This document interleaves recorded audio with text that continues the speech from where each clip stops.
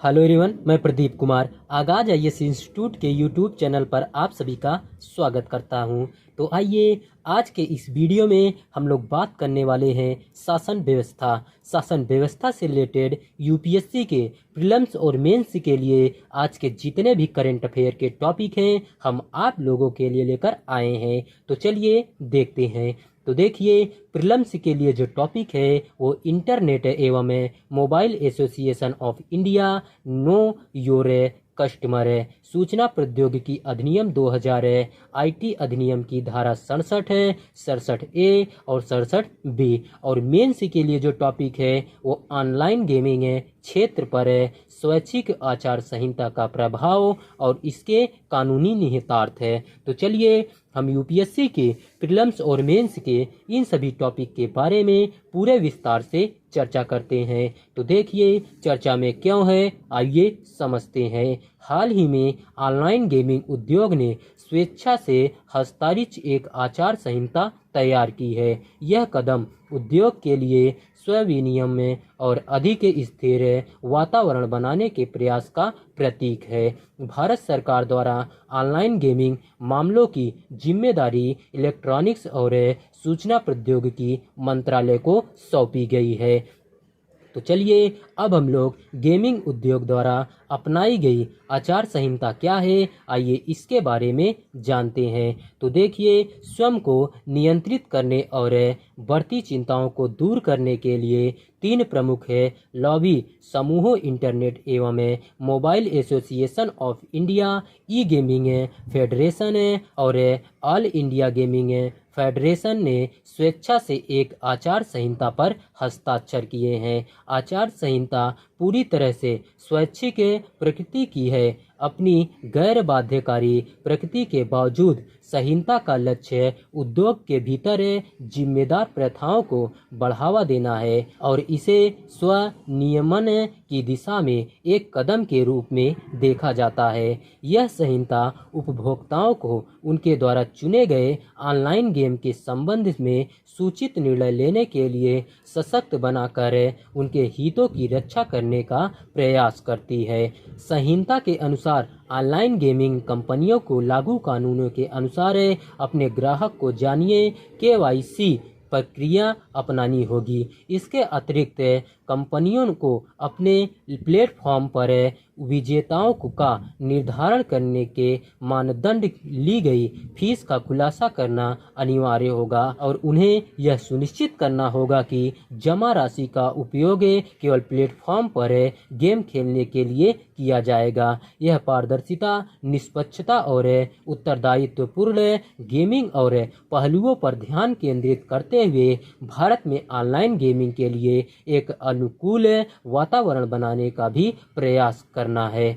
Online gaming क्या है, आइए इसके बारे में हम लोग जानते हैं। सबसे पहले हम लोग इसका परिचय जानते हैं। तो देखिए, ऑनलाइन गेमिंग के अंतर्गत इंटरनेट की सहायता से गेम खेलना, मैदानों में जाकर खेलने के बजाय इंटरनेट कनेक्शन और सहयोगात्मक गेम प्ले की सुविधा प्रदान करना शामिल है। यह कंप्यूटर और मोबाइल फोन सहित विभिन्न उपकरणों पर खेला जा सकता है। तो चलिए अब हम लोग इसके जुआ, गैम्बलिंग और ऑनलाइन गेमिंग के बीच अंतर क्या है, आइए इसके बारे में जानते हैं। तो देखिए, जुआ गैम्बलिंग अनिश्चित परिणामों वाली कुछ खेलों अथवा गतिविधियों पर दांव लगाने की प्रथा है जिसका मुख्य उद्देश्य है धन अथवा भौतिक संपत्ति को जीतना है। जुए के विभिन्न रूप मौजूद हैं, जैसे कि कैसीनो गेम है, खेल में सट्टेबाजी और लॉटरी। ऑनलाइन गेमिंग के विपरीत जुए में पैसे अथवा मूल्यवान वस्तुएं खोने का जोखिम होता है। भारत में संयोग का खेल जुए की श्रेणी में आता है और यह आमतौर पर प्रतिबंधित है, जबकि जुए के दायरे से बाहर आने वाले कौशल के खेलों को आमतौर पर छूट है। आरएमडी चमार बाग वाला बनाम भारत संघ मामले में कोई गतिविधि जुआ है अथवा नहीं निर्धारित करने के लिए सर्वोच्च न्यायालय ने कौशल को प्रमुख आधार माना। न्यायालय ने माना कि जिन प्रतियोगिताओं में काफ़ी हद तक कौशल शामिल होता है उन्हें जुआ गैम्बलिंग गतिविधियां नहीं माना जा सकता है। तो चलिए अब हम लोग ऑनलाइन गेमिंग पर सरकारी विनियम और विभिन्न संहिताएं किस प्रकार संरेखित है, आइए इसके बारे में जानते हैं। सबसे पहले हम लोग सार्वजनिक जुआ अधिनियम 1967 के बारे में देखते हैं। तो देखिए, यह अधिनियम मुख्य रूप से गैर ऑनलाइन जुआ गतिविधियों से संबंधित है, हालांकि इसकी प्रासंगिकता ऑनलाइन गेमिंग में भी है, जो इसके विनियमन के लिए एक कानूनी ढांचा प्रदान करता है।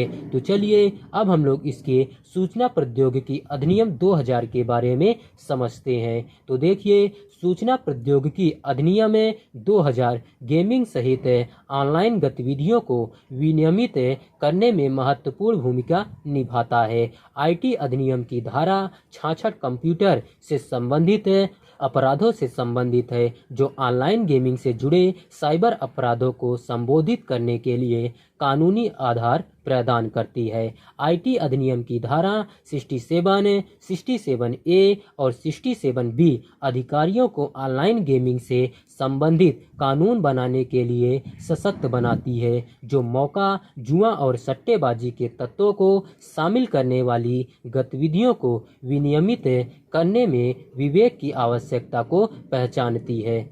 यह मान्यता जुए और सट्टेबाजी को राज्य के अधिकार क्षेत्र में रखते हुए जिम्मेदारियों के संवैधानिक विभाजन के अनुरूप है। तो चलिए अब हम लोग इसके स्वयं नियामक निकाय के बारे में जानते हैं। तो देखिए, इलेक्ट्रॉनिक्स और सूचना प्रौद्योगिकी मंत्रालय ने ऐसे नियम पेश किए हैं जो ऑनलाइन गेमिंग उद्योग के भीतर स्वनियामक निकायों की स्थापना की अनुमति देते हैं। तो चलिए अब हम लोग अंतर मंत्रालय कार्य बल की सिफारिशें के बारे में जानते हैं। तो देखिए, सरकार का सक्रिय दृष्टिकोण अंतर मंत्रालय टास्क फोर्स द्वारा की गई सिफारिशों में स्पष्ट है, जो ऑनलाइन गेमिंग के लिए नियमों के निर्माण में योगदान दे रहा है।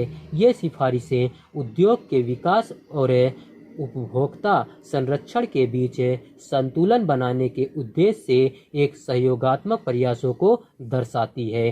तो देखिए आगे की राह क्या है, आइए देखते हैं। सबसे पहले हम लोग अनुपालन हेतु प्रौद्योगिकी एकीकरण के बारे में जानते हैं। तो देखिए, ऐसे प्रौद्योगिकी समाधानों में निवेश करना जो कोड के प्रावधानों जैसे मजबूत केवाईसी प्रक्रियाओं और पारदर्शी प्रकटीकरण तंत्र के निर्बाध कार्यान्वयन की सुविधा प्रदान करते हैं। विजेता का निर्धारण और वित्तीय लेन देन में पारदर्शिता बढ़ाने, निष्पक्ष तथा जवाबदेह गेमिंग वातावरण सुनिश्चित करने के लिए ब्लॉकचेन या अन्य सुरक्षित प्रौद्योगिकियों का लाभ उठाना। तो चलिए अब हम लोग नियमित ऑडिट और रिपोर्टिंग के बारे में जानते हैं। तो देखिए, संहिता की शर्तों के अनुपालन का आकलन करने के लिए स्वतंत्र निकायों द्वारा आवधिक ऑडिट हेतु एक प्रणाली स्थापित करना, ऑनलाइन गेमिंग कंपनियों को अपने प्लेटफॉर्म पर नियमित रिपोर्ट प्रकाशित करने का आदेश देना, जिनमें विजेताओं के निर्धारण के तरीके, प्लेटफॉर्म शुल्क तथा जमा राशि का उपयोग, पारदर्शिता एवं जवाबदेही को बढ़ावा देने का विवरण हो। तो चलिए अब हम लोग उपभोक्ता प्रतिक्रिया तंत्र क्या है, आइए इसके बारे में जानते हैं। तो देखिए, एक सुदृढ़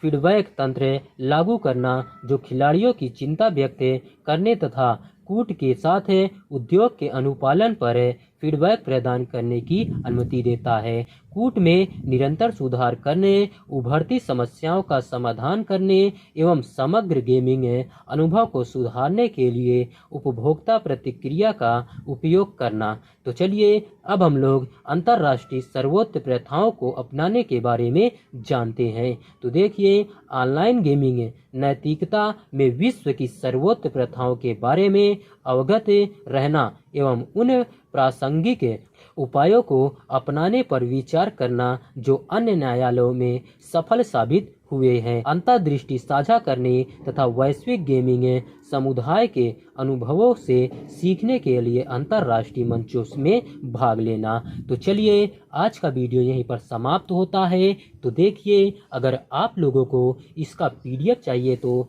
इसका पीडीएफ आप लोगों को टेलीग्राम चैनल पर मिल जाएगा। टेलीग्राम चैनल का नाम है आगाज आईएएस इंस्टीट्यूट और टेलीग्राम चैनल का लिंक आप लोगों को इस वीडियो के डिस्क्रिप्शन में भी मिल जाएगा। आप लोग यहां से भी जाकर टेलीग्राम चैनल को ज्वाइन कर सकते हैं और पीडीएफ डाउनलोड कर सकते हैं। तो चलिए अब हम लोग मिलते हैं नेक्स्ट वीडियो में। धन्यवाद। Keep learning, keep growing.